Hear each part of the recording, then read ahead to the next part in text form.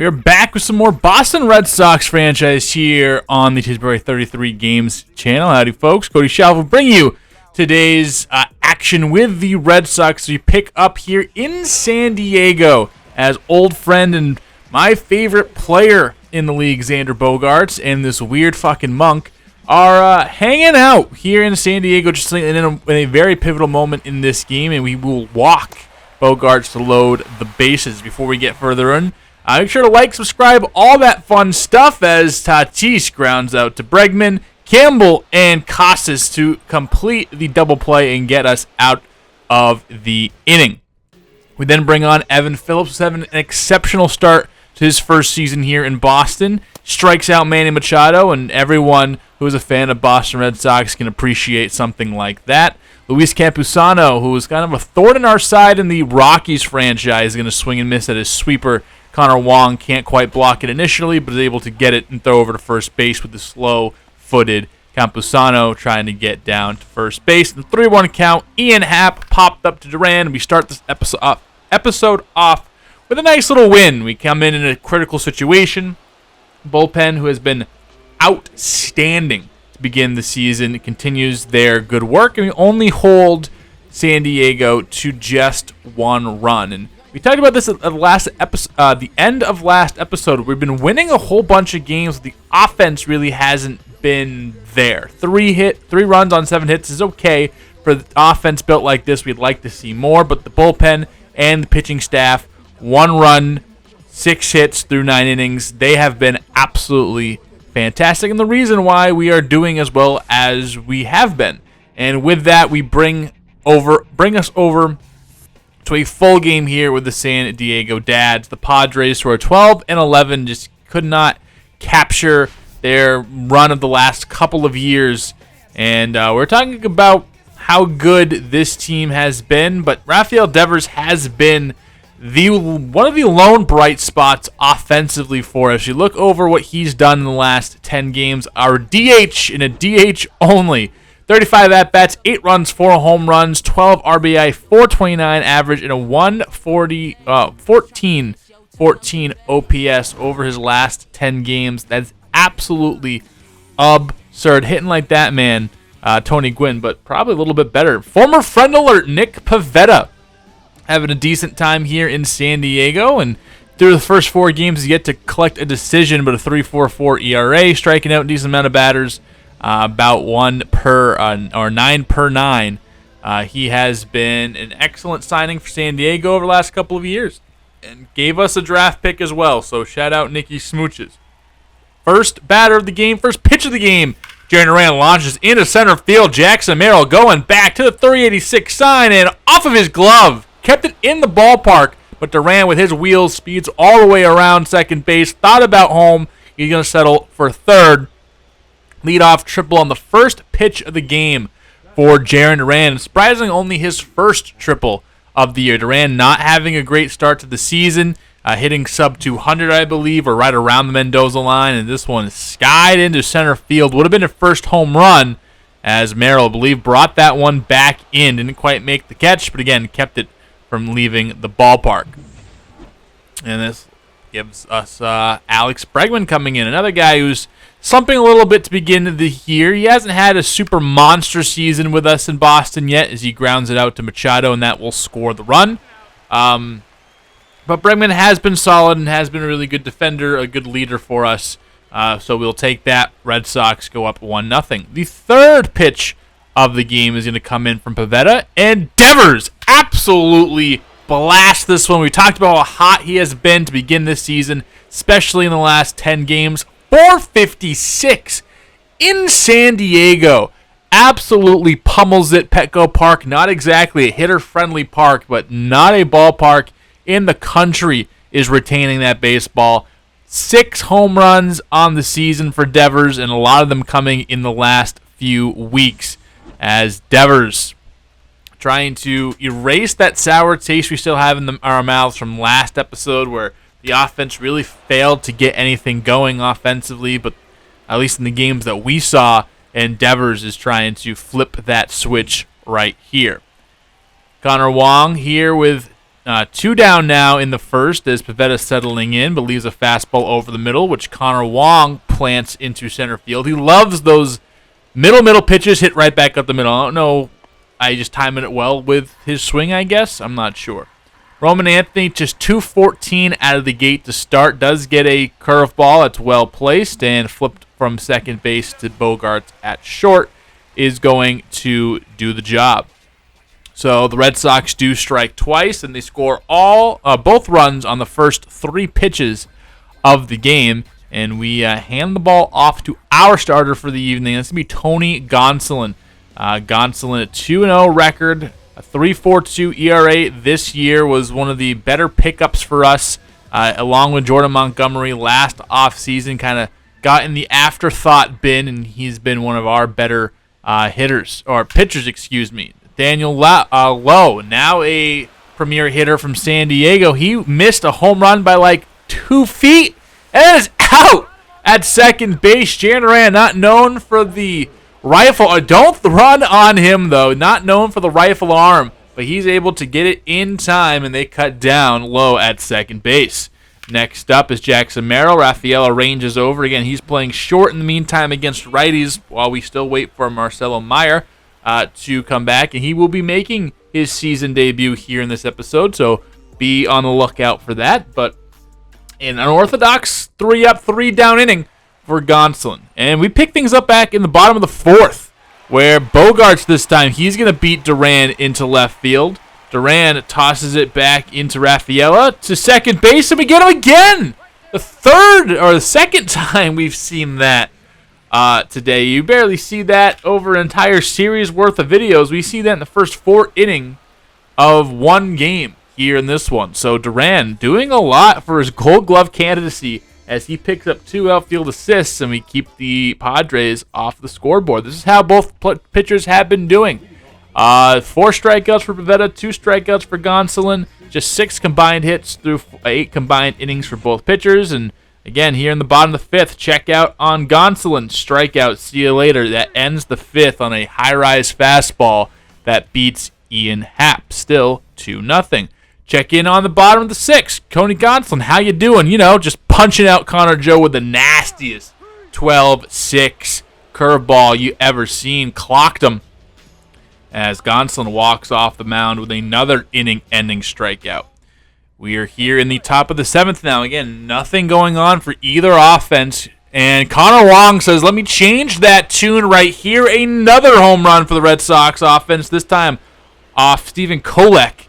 And Wong blasts it into left field. He's been the other good offensive player for us. Really, it's Devers, and Wong has been carrying us most of the season. Almost 340 feet for Wong here, which is not a cheapie by any means. 435, 109.6 off the barrel of Connor Wong. Beautiful. Bottom 7, Manny Machado is frozen, and we get an incredible performance from Tony Gonsolin here as he goes through 7 innings, strikes out a whole bunch, and keeps the Padres just 3 hits on the day in a game that's kind of blowing by pretty quickly. AJ Puck is in, and he has the 8th, allows 1 base runner, and then gets out of it. And we head on to the bottom of the 9th. Again, still holding on to a 3-0 lead with Devers, Casas, and Wong due up. One guy on. That looks like it's Connor Wong. He's trying to take second base, and Campusano has other plans as Connor Wong runs into the final out of potentially the Red Sox's evening. If things go right, that would be the final out they produce, but gives maybe a little bit of life for San Diego as they try to take on Evan Phillips for the second straight night. And again, he has been awesome. 9 for 9 in save opportunities, a 1.46 ERA, and striking out 39% of batters he faces. He's been absolutely unstoppable. Connor Joe, add him to the list. Another strikeout for Connor Joe. And the first for Phillips. 1-1 count, Xander Bogaerts. He pops this one in the left field. Duran moves over. 2 gone. Officially for the Red Sox. So Sox come into play here and holding San Diego to just 1 run. Nope, I don't know.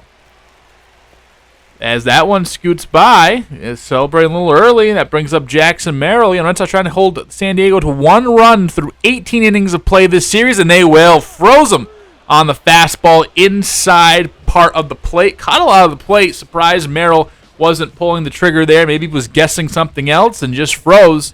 And the Red Sox pull out a shutout with Tony Gonsolin leading the charge. We use A.J. Puck and Evan Phillips to close the door. 10th save for Phillips as we move on. So we talked about the offense not really producing so far in this season and really haven't gotten much from Roman Anthony. So we're going to see if Roman Anthony can come through here in Colorado and try to jumpstart his season. And what a better way to do it than going against Chase Dollander, who's had a rough start to his season. And we'll catch some statistics from the last couple of games that he's thrown, as Hunter Goodman is going to be his battery mate today. 5 games started, a 1-3 record, 23 innings pitched, 7.04 ERA, and a WHIP about over 1.75, and that's all in the last 5 starts. And probably this early in the season might be his season totals at the moment. Roman Anthony just trying to get going. We signed him to the largest extension of the big 3 this spring. And again, going against Dollander, who those were all his season statistics.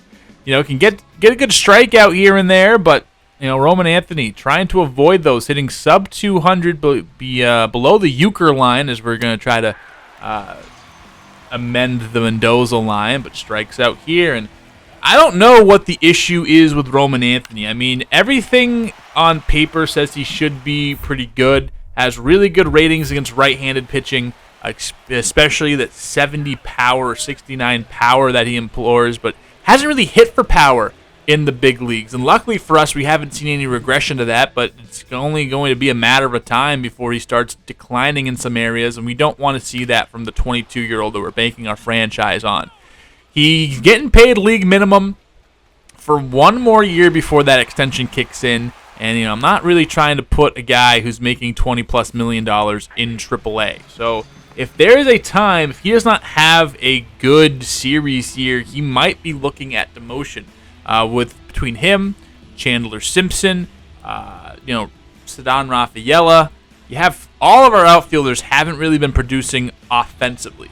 Darren Duran has taken a step back. Tristan Casas quite hasn't got there. You have so many holes offensively for us that you can't bring down a Casas or a Duran. You just expect them to figure that out. But with a guy like Roman Anthony, who's almost 200 games into his career, hasn't really figured it out. Strikes out here against Ryan Feltner and hangs his head in shame going through first base. And it's just tough to watch the kid go. Again, luckily for us, hasn't experienced much if any regression, which is good.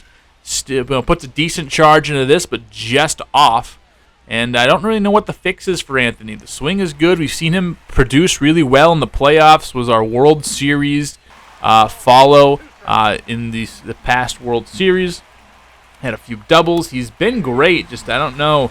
The frustration obviously mounting as he strikes out against Lucas Gilbreth and tosses the lumber.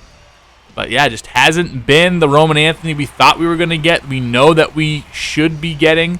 And it's been upsetting because, you want the guy to succeed. You want to have him be that superstar that he was tabbed as, to see that grow. And we gave him the money. We believe in it. We've seen in spurts him become that really good player. He actually started off the season decent before kind of taking a tumble here towards the end. And Evan Phillips, a scary sight there, but we do close down the win in Game 2 to set up the important rubber match for this series. But yeah, Roman Anthony yet to record a hit, has struck out a couple of times, flown out a couple of times, had some decent swings, but nothing that got him anything. And Phillips picks up his 11th save. Kopech picks up the win. Morejon is the loser here against Colorado in Game 2 of our series. And yeah, here's some more statistics that kind of back up what I'm saying about Roman Anthony. If you take a look at his last 10 games of the season, bad.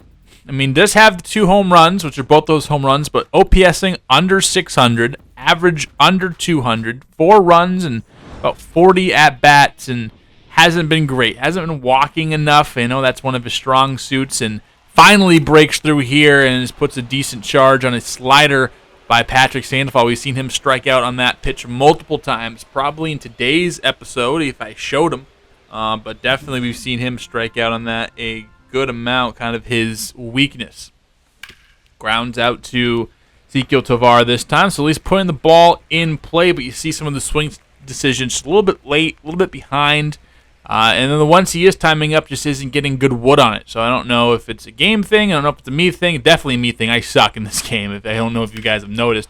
Puts a real good charge to a circle change down and away, and Doyle all the way has to leap up a little bit and bring that one back. That probably could have been a home run, and maybe that could have saved him from being demoted. Maybe that was enough to be like, you know what, I think he's about to figure it out. But alas, no such luck. Double play here kind of seals his fate as Anthony cannot beat the relay back to first base. And then with 2 outs in the ninth, it's popped up. Anthony will range over, make the final catch. So, as you'll see in this previously recorded bit coming up, we do make the decision to drop down Roman Anthony. Let me know in the comment section below. Do you believe that to be the right choice? Would you like us to just kind of throw him out there, let him play through it? If if he dies type narrative. But would that may come regression, especially to stats, maybe even potential. So we wrap this up. We do win the series against Colorado, but tough stretch for Roman Anthony and company. We're going to make a hard move. We're going to send Roman Anthony down to AAA. He just hasn't played well really ever. Almost 100. He has 190 games. 19 home runs, 30 doubles, 198 strikeouts, 12 stolen bases, 621 OPS, and it really hasn't been very good this year at all. And he's accrued negative 1.64. I love Roman Anthony. I think he's going to be a stud. I know he's going to be a stud. It just hasn't worked out right now. And we are going to make the move right now. He will be going down to AAA now. But who do we call up? Obviously, the first thought is, all right, someone in the outfield. You have a guy like Carlos Cortez, who's older. He has a lefty bat, but doesn't really offer anything too crazy. He's been playing well. Obviously, can play a lot of different positions. Someone that, hey, that's the first mind that comes to mind. Maybe Carlos Cortez comes in, plays bench. Alex Call definitely is going to jump in there against lefties, even though he really hasn't been putting it together either. Maybe consistent playing time will help him. Kevin Alcantara probably would be the guy we would want to bring up the most, with him being in that final discussion for the cuts. However, he just hasn't had it either in AAA, and we don't want to rush him along and A, eat up service time we don't need to, and B, watch his ratings drop as well. Like we're already seeing Chandler Simpson bulking up, it looks like. Bulking up for Chandler Simpson. But we can't have a guy like Rafaela, Simpson, and what Roman Anthony was giving us, and Jarren Duran hasn't been picking it up. We needed a spark somewhere. Nothing really in the outfield screams to me. Maybe Alan Cerda, but he's not on the 40-man roster, so we'd have to clear a spot there. A lot of here's and there's. My one thought here, maybe Mikey Romero. Now, Mikey Romero only rated a 68. The contact and hitting, it's not fantastic. However, he can field. He's quick. All we need is someone to come up and play until Marcelo Meyer is back, which should be relatively soon. Maybe bring up Mikey Romero. Maybe he's the answer. We have really Theo Gillen would be someone we probably threw around in there, but he hasn't also caught on yet. I don't want to mess up his development at all. Think Mikey Romero is going to be the move. We are going to move Mikey Romero. He will be debuting. We'll be following him along in this next series, as Roman Anthony just couldn't quite cut it, but we're going to be playing the first few hacks for Mikey Romero and welcoming him to the major leagues. So with that being said, Mikey Romero is going to be getting his first couple of starts here with the Red Sox, taking on the Cleveland Guardians in Fenway Park. Mikey Romero has impressed us enough. Kind of fits, this hodgepodge that we're putting around here, where we have our center fielder playing shortstop. So instead of bringing up an outfielder for outfielder, just bring up a shortstop to actually play the position, and he's going to be behind Brian Bayo, one of the better ground ball getters in the league, and has pitched very well so far this year. A 3.81 ERA from your number 5 starter is great, especially from what we've seen from him for the last couple of years. But this one's all about Mikey Romero. He gets his first play here. Coming up with 2 down in the inning. With a 2-2 count on Tanner Bybee. He's going to swing and miss at the circle change, so can't quite deliver here from Romero. But some more background on Romero. In the same draft that we picked up Roman Anthony, Romero is actually that first-round draft pick of the Red Sox in that draft, and it allowed them to sign Roman Anthony. Roman Anthony basically getting the first-round slot bonus because they were able to get Mikey Romero, identified that they like him, especially as a hit-first shortstop with some decent athletic tools and good fielding skills. Got him kind of how they did Nick York and Blaze Jordan. Grabbed the guy with maybe less of potential and value in the eyes of many, able to sign him to a smaller deal, and then go back and really get your big fish you want in the Roman Anthonys of the world. Romero wearing number 7 and giving me Stephen Drew and J.D. Drew vibes with the number, and him and Campbell a nice little rapport here rather, as they turn 2. Bottom of the 8, still searching for that first hit, and it will not come here. Fastball freezes him, so 2 strikeouts and 2 pop-outs for Romero. Then against Hunter Gaddis, finally gets that first hit. Will that be enough to bring in the run? It will not. It will not run on the arm of Jockenzie Noel, but the first big league hit from Mikey Romero comes here in extra innings, keeps the line moving, and a big hit from Romero, something that him and his family will not forget anytime soon, if at all, and they save the ball for him. But this also sets the table for Christian Campbell. Already has a home run, a single, and a 3-0 count. Hunter Gaddis trying to save the day for the Guardians. Will walk home the winning run, and we get a walk-off in the debut of Mikey Romero. Maybe this kid has got the juice that we need. Maybe, just maybe.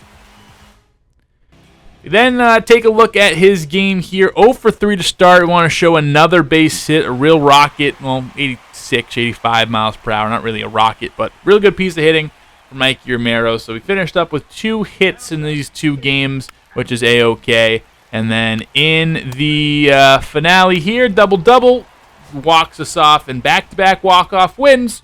Maybe Mikey Romero is the truth. We'll never find that out because he went back to AAA shortly after with the arrival of Marcelo Meyer. And we're taking on the New York Yankees, who are 20-21. We are 25 whenever in a resurgence from Baltimore, jumping well ahead of us in the standings, trying to get after Luis Gil, who we've seen plenty of times in this series already as one of the forward-facing aces of the staff now for Gil, who is not quite on the level of a Max Fried, but is getting there. And he strikes out Devers for a clean 1-2-3 inning to begin us here in the Bronx. So no runs, I think 2 strikeouts for Gil, and yeah, another one of these games where we're just striking out way too much. And speaking of strikeouts, the best strikeout artist in the game, 35% strikeout rate for Garrett Crochet, who has been, again, as advertised, second in Cy Young voting last year, as Campbell can't quite get to that slow roller by Volpe, and it is a leadoff base hit for the Yankees. Then later on, they got him cut down. Great move by Crochet. They flip over to Meyer at covering second base, and they get Volpe right there. Then Aaron Judge hitting just 200 this season. Makes contact with that pitch, which was lucky. I don't know how lucky Aaron Judge needs to be, but right there, unlucky, I guess.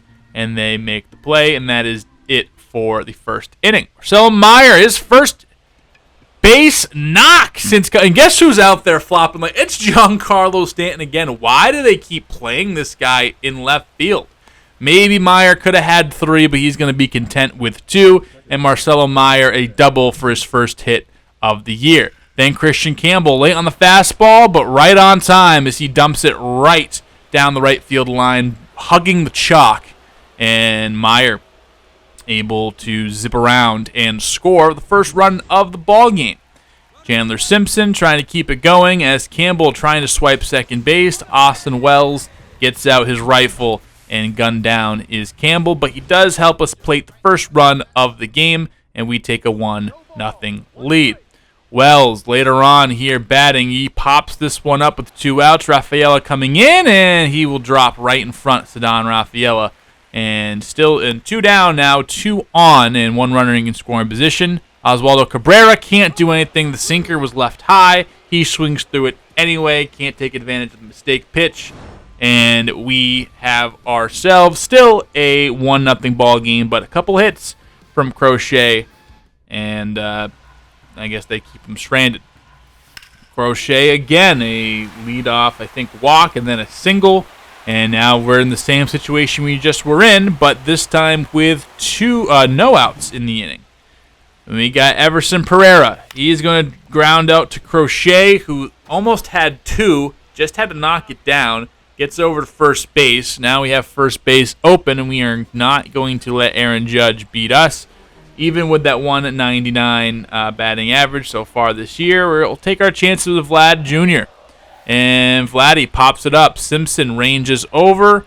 The run starts to come home, but it was just a bluff, and we keep the runner stranded at third base, at least for the moment. So we win that battle with Vladdy Jr., then Brandon Lau. The new Yankees addition slams his bat in frustration. She pops it up, and we win that chess battle. A couple hits by Crochet. We're able to intentionally walk Judge and let the rest of the Yankees beat us. I will take that 10 times out of 10. Anyone in the rest of the league I'd rather face than Aaron Judge. And Lau, frustrated, he knew he could come through. Runner on second base being Marcelo Meyer again, and Ceddanne Rafaela with 2 outs. First pitch he sees from Heel is right down the line, and a dive by Cabrera can't get to it. And it is going to be a 2-out RBI double for Ceddanne Rafaela, and he gives us, or extends our lead a little bit with his 7th double of the season. Just sneaks it past the diving reach of Cabrera, and throw the O up, my friend. Great shot of Ceddanne, and that is going to be the day for Luis Heel as Aaron Boone comes out to make the swap. So Heel did throw a whole bunch of pitches, and we chase him out a little bit earlier than expected for the Yankees, which is good for us. And that gives way to their bullpen, led by Ian Hamilton to begin. Now, the one thing with Hamilton, hasn't had the great season, but also has basically the same repertoire as Heel, and that's what I was expecting. Was, he has a high velocity fastball and a slider that really is all he uses, sinker instead of the circle change. But they're able to get Duran out, but he did hit that one right on the screws. I doubt Hamilton pitches for a little bit longer, and he's out there for the 6th. Wild pitch moves Devers up to second base, and now Connor Wong in a position to drive in Raffy and really add on to the lead here. Can we do it? Wong, he does. Again, another pitch down the middle that he puts right back up the middle. Devers is going to test the arm from center field. It is just in time, and Rafael Devers and Connor Wong team up to make it 3-0 Red Sox here in the top of the 6th inning. Marcelo Meyer trying to get the good times rolling. Is 2 for 2 today. Cannot be 3 for 3 as he grounds out. Connor Wong comes out there and is nasty. Another big base hit from our catcher, and we have 3 runs on 5 hits. Crochet here in the 6th inning with 75 pitches already down. Simpson can't reach up and get that ball that Judge smacked into right field, as Judge is going to slide in head first and lead off the 6th inning with a double, his 5th of the season. Crochet against Vladdy, and Vladdy Jr. this time wins as he dumps it in front of Duran. Easy scoring Judge, and we throw it into the cutoff man to keep Guerrero from rounding first. So a single and a run. With 2 outs, Austin Wells, bounding ball past Campbell. They throw it into third base, and with 2 outs in the 6th, we're going to let Crochet try to get through, and he cannot. as Oswaldo Cabrera basically shoots a ball right in the same spot he was unable to grab. That Ceddanne Rafaela double when he was playing third base gives Bregman a taste of what it feels like, and that is going to probably be the day for our good friend Garrett Crochet. We have Puck in Slayton warm, and we're going to bring in Slayton. Even though he is the setup man, maybe you want to use him later on in the game, this is a very pivotal moment in our game. With a runner in a scoring position, we're only up by 1 here in New York. We got most of our runs early. Haven't really been able to tack on other than that 1 run. So, that's just kind of how our offense has been this year. And Slayton walks the bases loaded again for the second time in this video. But just like the second time, does get out of it as Volpe chops it or gets sliced off. And just a flare to Campbell. He's able to put it out in the air. And it is 3-2 Sox. Still, we keep Slayton out there for the 7th. Was this a mistake? You be the judge. Pereira, he dumps it down the line. The throw comes into second base, and they got him. The 3rd time Duran has done that. And we waste no time in replacing Slayton for A.J. Puck. But Puck can't get Guerrero out. Another single. This time Judge isn't able to score because he wasn't on second base to begin. But with 1 down, 2 on, Lau is going to sauce this one in right field. There was a discussion. Do you bring in or walk Lau with his high clutch rating and get to Stanton? We decided, lefty-lefty matchup might favor us, and it didn't. Stanton is going to go down by way of the K. A dotted fastball at the top of the zone. And Stanton is gone. Watch this. Just right there. Stanton wearing his 14th different number since Vladdy Jr. took his 27th. And then Wells deep into right field, but Simpson is there right before the track and right on time. We are getting out of this inning. But the Yankees, 12 hits. They have been the better team and honestly should have way more runs than they have. We're going to bring in Whitlock for the 8th inning as he's trying to keep the Yankees at bay here. First pitch to Cabrera is a single into left field that Rand scoops up and tosses in to second base. So already not the best of signs and best of starts for Garrett Whitlock. That brings up Oswald Peraza, who's going to drop it down and perfectly executes this one. Costas able to swipe him as he goes by and sets up a runner in scoring position. Now, the reason we started this inning with Whitlock because he doesn't have the best pitching clutch rating. It shows here. Dive by Bregman. He can't quite get it. Duran, it's cut off by Bregman. Maybe the throw that's straight on is a little bit better. Maybe you weren't even expecting him to go with how softly that was hit, but the Yankees take the lead. It is 4-3. Keep Whitlock out there. He gets Pereira to swing and miss. Are we going to intentionally walk Judge? You bet your ass we are. And then not only are we going to do that, but with Vladdy Jr. already burdening us here, trying to keep this as a one-run ball game, we're going to hit Kopech, who has a clutch rating in the 90s. I think 91 it said on the screen.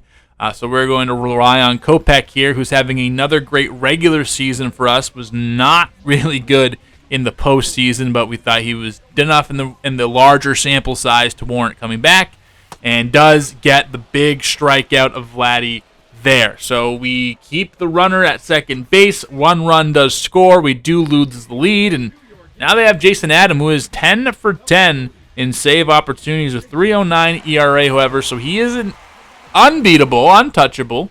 Tristan Costas 0 for 3, puts a jolt in this one, 100 off the bat, 28 launch angle, and it just hangs up. I think we feel how we feel about Yankee Stadium, but it is a cavernous in the alleys there. Connor Wong, he puts a blast in this one, going towards the wall. Stanton back, looking up, and makes the catch right on the track. All right, so 2 big flyouts, loud contact, and hopefully that doesn't ruin us. And then Meyer, late on the fastball, and well easy for Pereira in center field. And the Yankees come back and beat us in this one. Not what you want to see against these losers, these lunatics, but it is what it is, as the Yankees get to cheer as they came back and beat their rivals. All right, So, Whitlock blew it in the 8th inning. Our offense wasn't able to really muster up anything. We got out-hit 14-5. You're not going to win many ball games that way. And the Yankees take game 1 of the series. So, a disappointing end to the episode where we saw Roman Anthony get demoted. We saw that Mikey Romero did okay. They went on a little bit of a losing stretch here, I guess, in the first few games of May. 1, 2, 3, 4, 5, 6 losses, just 3 wins. We are no longer first American League East. The Orioles are on an absolute torrid pace right here. And then we have the rest of the